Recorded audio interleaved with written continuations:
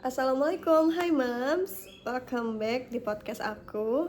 Sekarang adalah episode kedua di mana aku akan membahas tentang parenting. Yang aku ingat-ingat ya, waktu aku membuat konten parenting, banyak keluhan ibu-ibu yang bilang konten aku itu susah untuk dipraktekkan, konten parentingnya ya, susah untuk dipraktekkan di rumah. Aku hanya terdiam dan tersenyum. Dan di dalam hati aku menjawab, jujur di dalam diri aku sendiri, aku sedang berupaya untuk mempraktekkan ilmu yang aku sharing. Karena yang aku jalanin di kehidupan yang nyata sebagai seorang ibu dan punya 2 anak laki-laki yang aktif banget, pinter banget nih anaknya, nongol. Jadi realitanya memang sangat tidak mudah itu ya. Kita mudah banget emosi, kayak gregetan banget gitu, kayak gitu kan, kayak oh my god gitu. Dan aku tuh ada di titik tersadar, aku nggak bisa terus-terusan kayak gini marah-marah ke anak setiap detik, setiap waktu. Aku nggak bisa kayak gitu, karena ini di luar dari konteks ilmu yang udah aku pelajari gitu kan.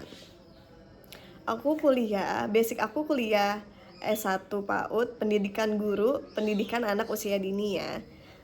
Di situ aku belajar banget di mana yang dimulai dari ibu dan ayah ini kriterianya gimana nih. Kamu mau mencari pasangan kriterianya kayak gimana?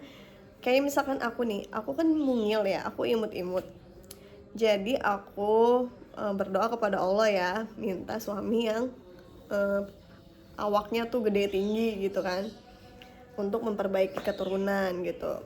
Nah, jadi nanti gennya itu dilihat dulu nih antara ibu dan bapak, gennya gimana, dan ketika bersatu nanti gennya akan menjadi apa gitu kan. Nah, sekompleks itu aku pelajari dan aku nggak mau dong ilmu aku sia-sia 4 tahun berlalu gitu, 4 tahun berjalan, 4 tahun belajar pendidikan anak usia dini. Nggak mungkin dong setelah aku menjadi ibu rumah tangga realitanya aku lupa gitu.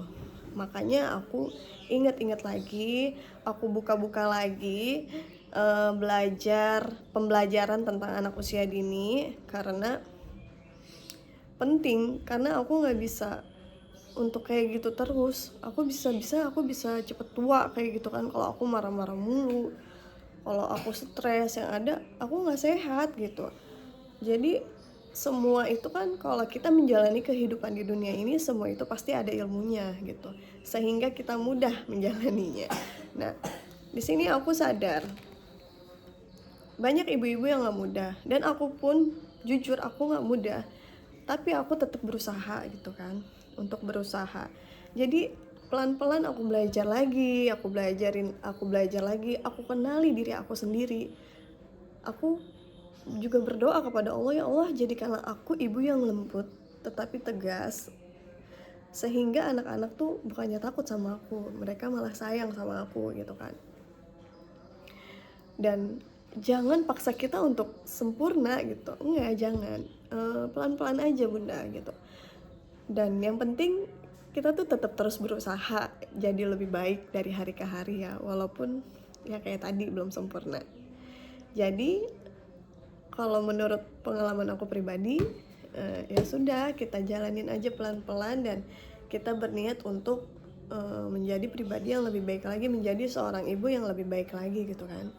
Gak mungkin kita udah tahu salah tapi kita tetap aja begitu, nggak mungkin kan. Sedangkan diri kita ini berkompetisinya bukan ke orang lain tapi ke diri kita sendiri untuk menjadi lebih baik setiap harinya dari hari kemarin gitu. Dan aku juga nggak berhenti ya berdoa, ya Allah tolong jadikan aku ibu yang lembut gitu kan. Dan mungkin apa sih, sifat kita ini kan memang ada yang namanya pendidikan dari orang tua sebelumnya kan. Nah, coba kita berdamai dulu, jangan sampai anak kita menurunkan trauma yang ada di dalam diri kita gitu. Sedangkan kita juga tahu orang tua kita itu, mereka juga nggak sepenuhnya salah, mereka itu juga sama-sama kok mereka juga baru kali itu menjadi orang tua gitu. Jadi ya aku juga menyelesaikan dengan trauma-trauma atau kekurangan-kekurangan yang dulu gitu kan. Dan walaupun aku juga sama, aku juga sadar sih pasti aku juga banyak kurangnya, tapi ya udah, kita terus belajar dan belajar, jangan sampai kita menurunkan trauma kita ke anak kita gitu. Jadi kalau kata si It Gita, cukup di aku aja gitu gitu. Jadi memang waktu setelah aku ingat ya, dulu waktu aku kecil tuh aku diomelin karena aku susah banget sama makan, ya ampun, sampai diomelin gitu kan. Karena itu sayang sih sebenarnya, orang tua nggak mau anaknya sakit gitu, mau badannya sehat gitu. Tapi jadinya sekarang aku jadi kalau setiap momen makan aku kayaknya pengen marah-marah mulu ke anak aku, ya ampun. Ya deh. Dan aku lagi coba membuat trauma itu hilang di dalam diri aku. Dan aku ketemu sama suami yang doyan banget makan gitu kan, doyan banget makan tuh. Kalau makan sama dia itu nafsu makan tuh berkali-kali lipat nambah gitu. Bahkan kalau ada dia aku kayak langsung lapar gitu. Kalau dia nggak ada di rumah aku kagak lapar-lapar. Aneh ya. Nah, jadi ayolah Bunda juga pasti bisa kok jadi orang tua yang lebih baik lagi. Nggak mau kan Bunda cepet tua, nggak mau sakit-sakitan. Karena kalau kita emosi terus-menerus, itu nggak bagus buat kesehatan, nggak bagus buat wajah kita juga. Jadinya cepet tua, mau kayak gitu, nggak mau kan.